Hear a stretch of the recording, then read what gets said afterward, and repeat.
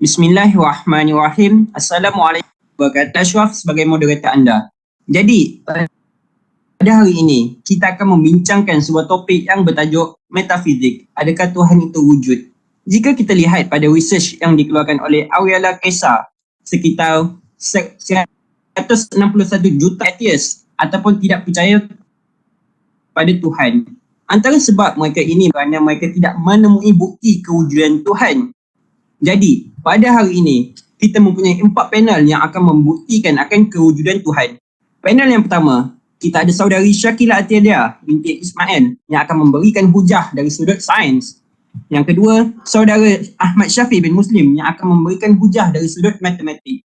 Seterusnya, yang ketiga, kita ada saudara Nur Aisyah binti Ibrahim yang akan membincangkan dari sudut falsafah. Dan akhir sekali, kita ada Siti Atika binti Abdul Hadi yang akan membincangkan dari sudut logik akal. Baiklah, tanpa membuang masa, kita akan pergi kepada panel yang pertama. Saudari Shakila, bolehkah saudari kemukakan hujah dari sudut sains akan kewujudan Tuhan? Silakan. Terima kasih saudara moderator.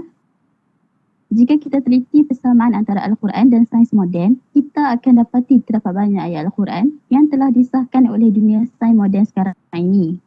Dalam bidang astronomi, ada sekumpulan saintis yang diketuai oleh Stephen Hawking yang menjelaskan bagaimana kebenaran sekitar ini boleh wujud, dan mereka menamakan ia sebagai teori Big Bang. Mereka memberitahu bahawa alam ini pada asalnya adalah daripada satu atom. Kemudian, atom ini berpecah menjadi galaksi, bintang-bintang dan planet-planet. Kajian mengenai Big Bang ini sekitar tahun 1960. Tapi, perkara ini sudah diberitahu dalam Al-Quran, Surah Al-Anbiya, Surah ke-21 ayat ke-30 pada 1400 tahun dahulu. Persoalan saya, siapa yang dapat memberitahu perkara ini masa peralatan sains ketika itu tidak secanggih zaman sekarang ini? Bukan itu sahaja, Quran juga dapat menyebut tentang matahari mengorbit pada tempatnya. Dalam surah Yasin, surah ke-36 ayat ke-38. Mengenai gunung ganang sebagai pasal untuk menstabilkan bumi dalam surah Al-Anbiya surah ke-21 ayat ke-30. Seterusnya, mengenai kulit mempunyai deria sakit dalam surah An-Nisa surah ke-4 ayat ke-56. Selain itu, mengenai dua lautan yang bertemu tetapi tidak boleh bercampur dalam surah Ar-Rahman surah ke-35 ayat ke-19 hingga 20. Mengenai embryologi atau janin ada dalam surah Al-Mu'minun surah ke-23 ayat ke-14. Dan banyak lagi penemuan-penemuan sains moden yang telah dimention oleh Al-Quran sekitar 1400 tahun dahulu. Mungkinkah ada manusia yang dapat memberitahu perkara ini pada 1400 tahun dahulu? Jawapannya tidak. Dan sudah pasti ada Tuhan yang menciptakan semua ini, yang memberitahu kepada baginda SAW melalui wahyu Al-Quran.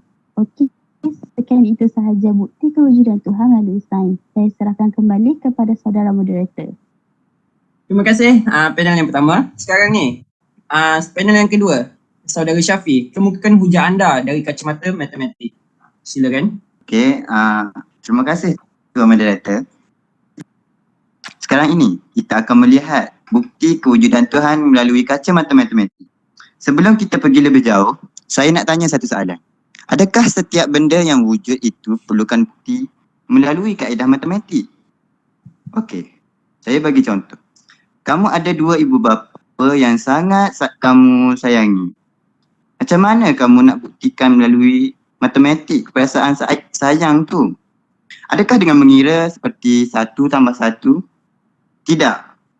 Kerana ianya adalah perasaan. Tidak boleh dibuktikan dengan matematik.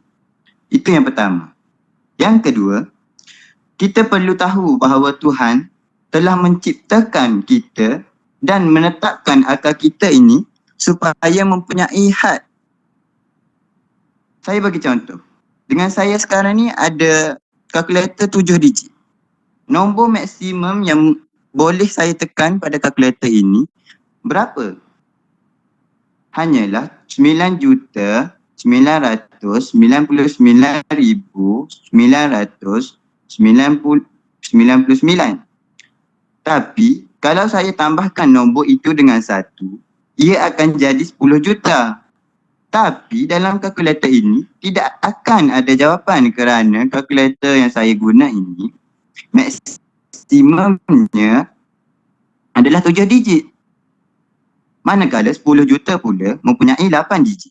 Jadi bila kalkulator tidak dapat tunjuk 10 juta itu dalam pengiraannya, adakah 10 juta itu tidak wujud? Boleh faham tuan-tuan dan puan-puan sekalian? Sama juga dengan akal manusia. Allah Subhanahu Wa Taala telah meletakkan kemampuan akal kita untuk berfikir. Itu mempunyai had limit. Lebih daripada itu, kita sebagai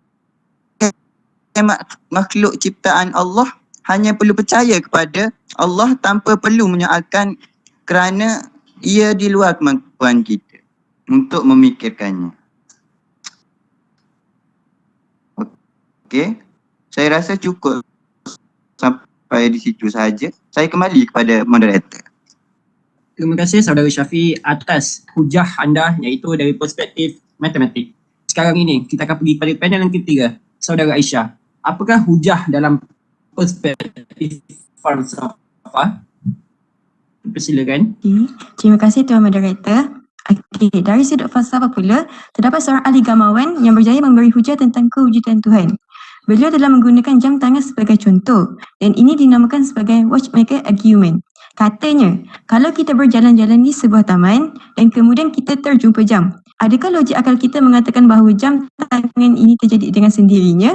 Sudah tentulah ada pembuat jam yang membuatnya. Samalah juga dengan alam yang kompleks ini. Tak mungkin alam ini diciptakan dengan sendirinya.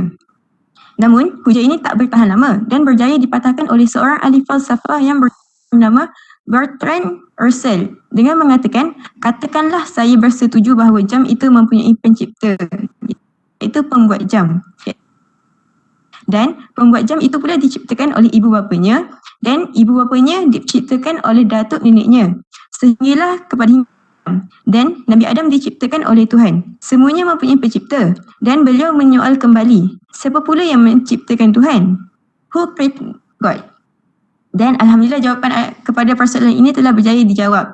Okey, kita semua percaya setiap sesuatu perbuatan yang terjadi perlulah mempunyai sebab. Sebagai contoh, jika saya hendak menampak Zamil, saya perlulah meminta izin kepada bosnya. Dan bosnya perlu meminta izin kepada bos yang lagi besar, begitu juga seterusnya. Semakin besar dan semakin besar bos itu, soalnya, jika tiada penghujungnya iaitu infinity, sudah pasti saya tidak akan dapat jawapan sama ada boleh menampak Zamil ataupun tidak. Begitu juga dengan alam ini. Jika kita bayangkan alam ini sebagai Zamil yang kena tampak, itu adalah kesannya. Dan alam ini terjadi disebabkan oleh adanya Tuhan yang mengarahkan untuk diciptakan alam ini. Okey, sekian saja daripada saya.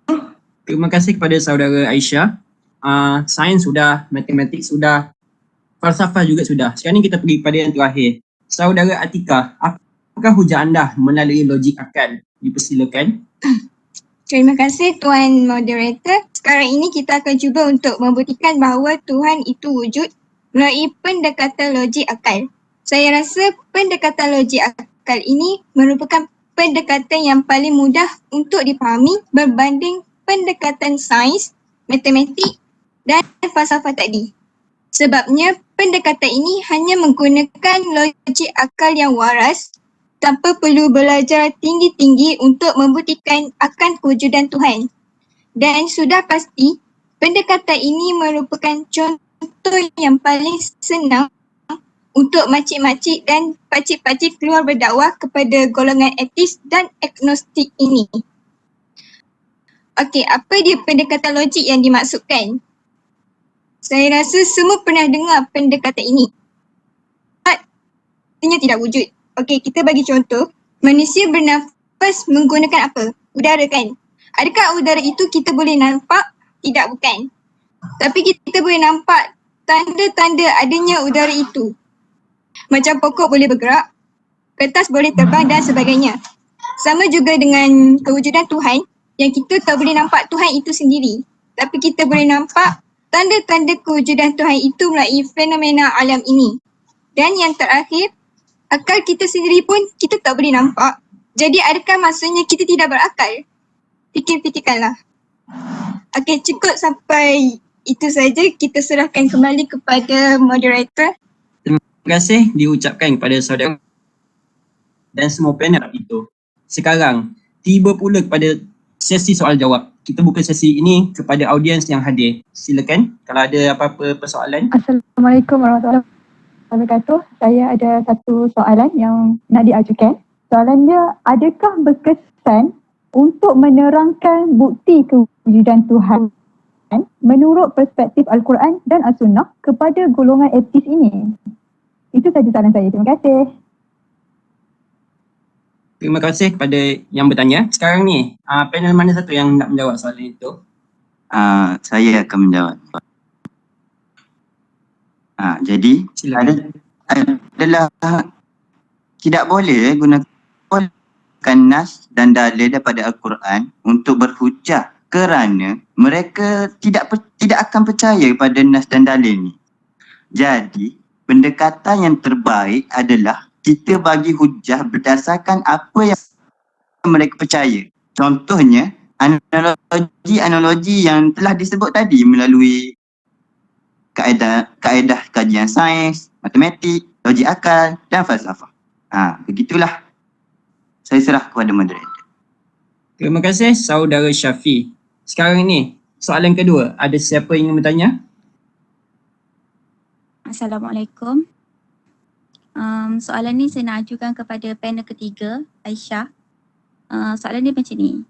Ada pertanyaan seperti siapa itu Allah bagi kalian ni sering menjadi pertanyaan bagi golongan ateis yang tidak mempunyai Tuhan. Jadi bagaimana cara kita sebagai umat Islam ni nak yakinkan bahawa Allah itu wujud? Itu saja. Terima kasih. Okey. Soalan tu pasal kewujudan Tuhan kan? Kewujudan Tuhan ni kita boleh buktikan dengan akal. Jika akal digunakan dengan sebaiknya. Jika dirunung pada kejadian alam yang saling berkait rapi dan serasi adalah tidak munasabah untuk mengatakan segala ciptaan ini wujud dengan sendiri. Yang waras akan mengatakan bahawa setiap ciptaan pasti ada penciptanya. Contohnya arus elektrik. Kita tidak nampak arus dengan mata kasar, tapi kita yakin ia wujud disebabkan berfungsinya alat-alatan elektrik kita yang digunakan analogi di alam nyata. Okey, itu sahaja. Terima kasih kepada panel dan audiens yang memberikan kerjasama dalam menjayakan forum pada sesi hari ini. Semoga segala persoalan ataupun syubhah dalam bukti kewujudan Tuhan dapat dijawab. Semoga kita dapat bertemu pada sesi akan datang. Assalamualaikum dan terima kasih.